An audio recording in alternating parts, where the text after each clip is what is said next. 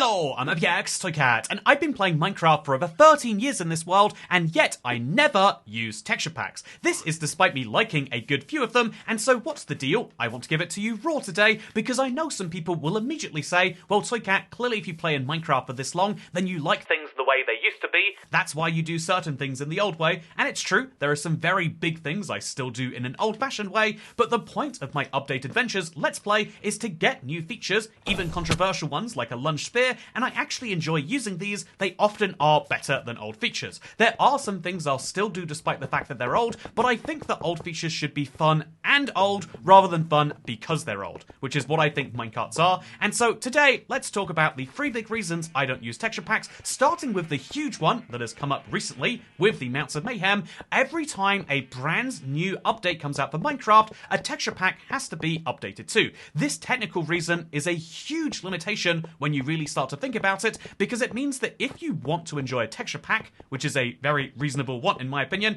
if you want to enjoy a texture pack, then you need to wait until it gets updated, which means you can't enjoy an update, you can't enjoy brand new things until your texture pack has given you an update. Now, for some texture packs that work, it's very rare, but some of them will release that day one of a brand new drop, and if you're playing on PC, you could theoretically get that right away, but for many texture pack designers, keeping up with all of the latest content is hard, which is why you'll find things like actions and stuff not working for certain new items the first day of a drop. Fundamentally, the fact that Minecraft is rolling out 4 drops a year, each with new content, just isn't compatible with the idea of using Minecraft, using texture packs all the time, unless you're fully willing, and for some people they totally are, unless you're fully willing to say that, yeah, I don't need updates straight away. That is not my position, and so as a result, no texture pack for me. Okay, easy reason number 1 for someone who loves updates, but I think that this is something that obviously, starts to fall apart, because although it is true that the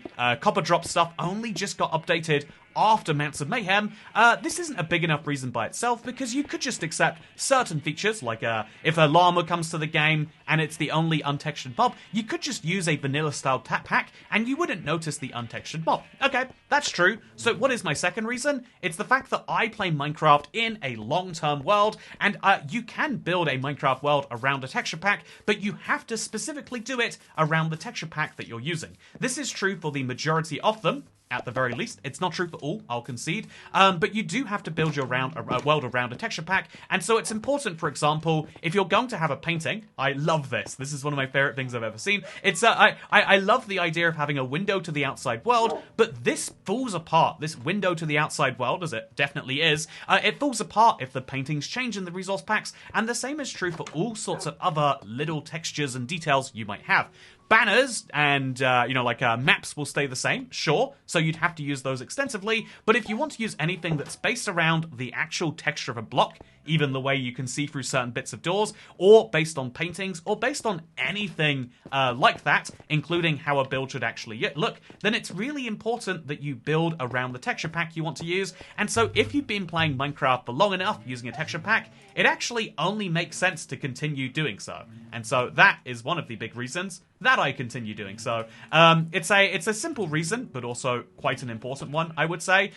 If you have a world that you are using a texture pack in, you are locking yourself into that one world forever, and that kind of brings up the issues of compatibility again. Lots of texture packs do eventually stop updating, and what can you do after it does? Well, nothing actually. You are locked in, and so as a result, you can often end up stuck with an old texture pack or stuck with a broken world. If you like long-term survival, like I do, if you like the idea of having a world that will carry through with you for a very long time, then I think it's really important you actually think about this one seriously and think about how it is that you can secure the long-term future of that world. And the easiest answer is using the default textures. Because my third point, perhaps the most powerful one here, is the fact that many people used to avoid vanilla textures like they were the plague, and I don't want to say for good reason, but I kind of got it, if I'm being honest, because default textures used to have issues. Do you remember the original gravel texture? I used to hate on it so much, and I like that the new one is ugly, but it's at least less, it's ugly in a deliberate way, in my opinion,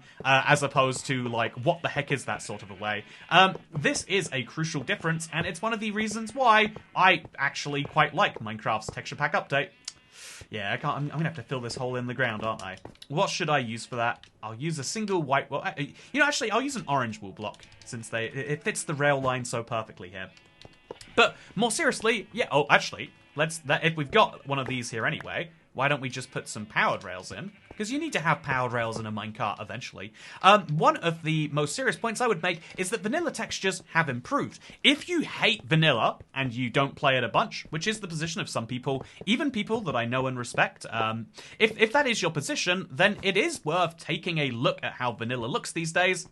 Also, this is like oddly spaced. I don't think we can ever have this tunnel be perfectly spaced without yeah, because it's 4 blocks wide. We're gonna have to remove either a bit of this wall on the right, or we'll have to, let's not think about that one too hard today. Just like how you shouldn't think too hard about the fact that vanilla equals bad, because this used to be just the default view amongst any form of snobbery community. It used to be like, yeah, well, of course vanilla textures are horrible. That's why texture packs exist, right? No other game says, yeah, do you want to replace your default textures with something else? It's a very niche opinion in any other community, but Minecraft had a texture update.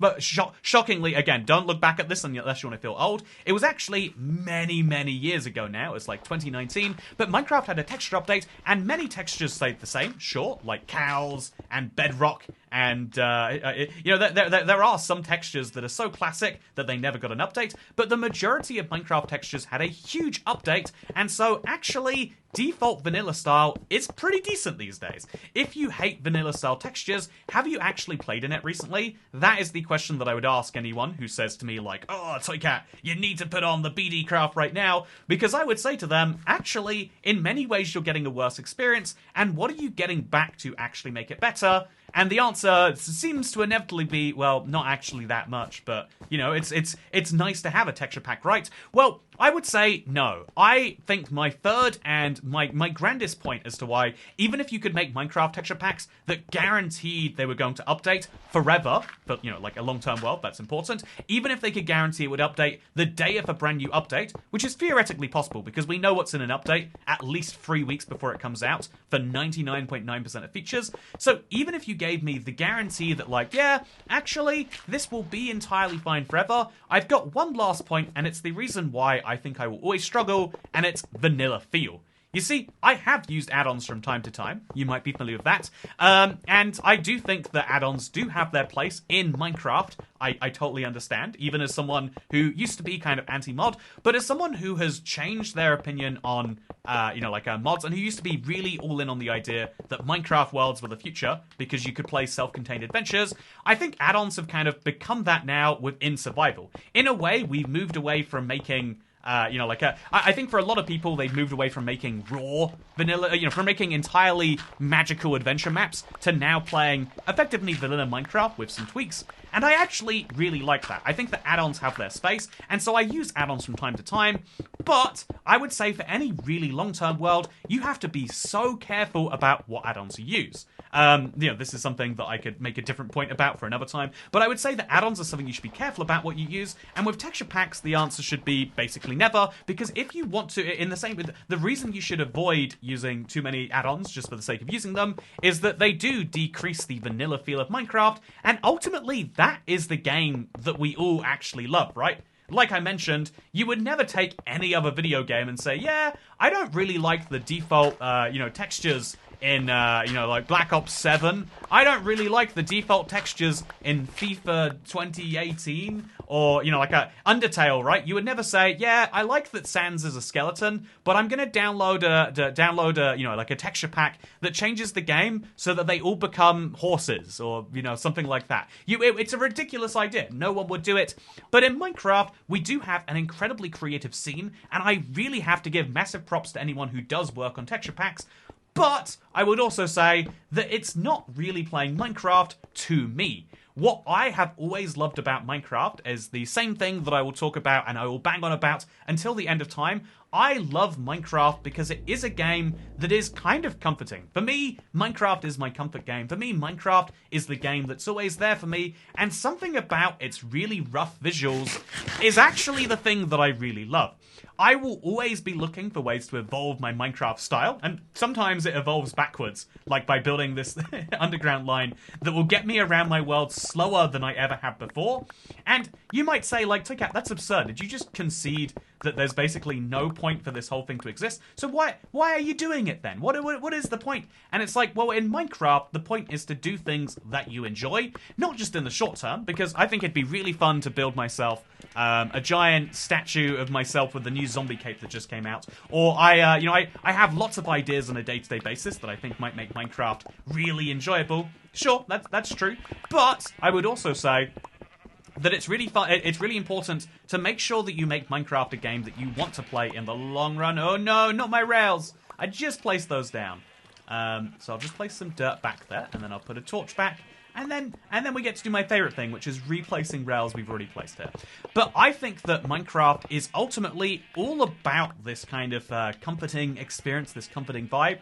And I think that texture packs do take some of that away, because you have to work out what blocks mean, because you have to, keep it up to date. You have to, see if it's... no, not again. Okay, I'm going to come back here, specifically when I have myself some glass blocks so I can properly put this, down in places. Because I do love this, underwater vibe. But again, we're going to make sure that we don't make huge mistakes like this. Or maybe we're learning why I should have done this project the other way. Made the tunnel properly sized first and then placed the rails down.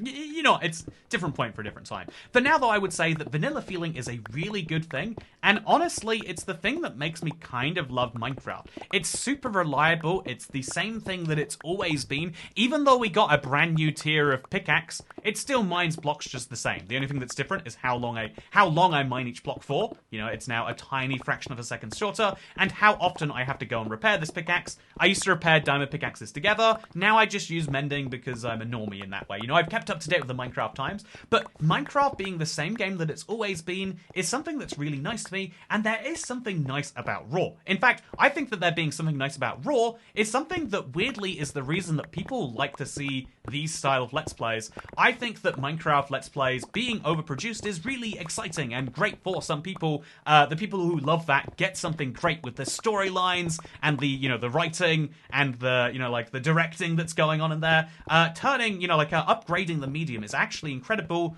but there's always going to be some people who want something real.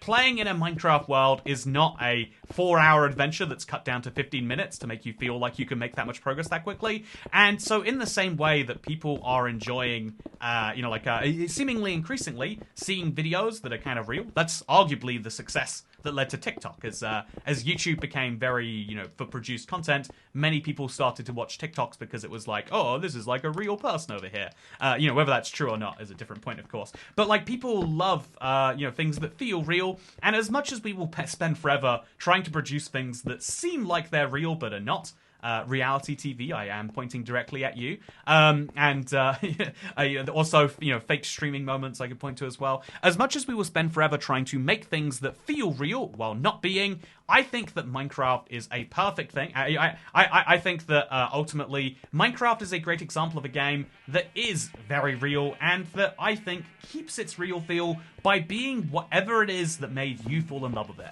You can branch out, you can get new tools, you can do new things. Recently, I looked for some Hearts of the Sea because I needed to find myself the Zombie Nautilus, I needed to find myself the Zombie Nautilus armor, and, now I therefore have new conduits. I'm going to do something that would have blown 2012 Toycat's mind away. I'm going to make myself some conduits, and those conduits are going to make my water so much better. It's incredible. Look at that. I got 2 of those. Even, honestly, 2019 Toycat would have been mind blown that I have multiple conduits just chilling around the world, despite them being so rare to get those Hearts of the Sea. But I think that Minecraft is a game about evolution, but you should always make sure it's the same game that you love, and that is the thing that certain add-ons and most texture packs will risk, even before considering the long-term implications and the technical reasons, and even before considering that Minecraft has had multiple texture updates. It will probably have more in the future, and honestly, it's a great-looking game. Do we really need to change it? that's my final point. I hope you will... Oh, you know, this is my final point. Yeah, I'm going to stab you with it. If you enjoyed this video, then please do consider subscribing to the channel. I make Let's Plays in this very real style, which I've come to enjoy much more than the old style of, like, you know, here's a mega project condensed down. I love showing you a realistic amount of Minecraft, and a thing that I enjoy making while we have some good chats. Because isn't that what Minecraft is all about? No? Okay. Well then, thank you for watching. And check out my Creo, creocards.com/IBXToyCat. Time is running out if you'd like to get your hands on the IBX Toycat Founders Edition card. It is a very special and very time-limited thing. We won't be able to update it like a texture pack. Once it's out there, it's in the world, and then the number of copies will shrink and shrink, which means if you want to get your special piece of history, now is the time by using the link. Thank you for watching. I like the new textures, and I'll see you next time. Goodbye.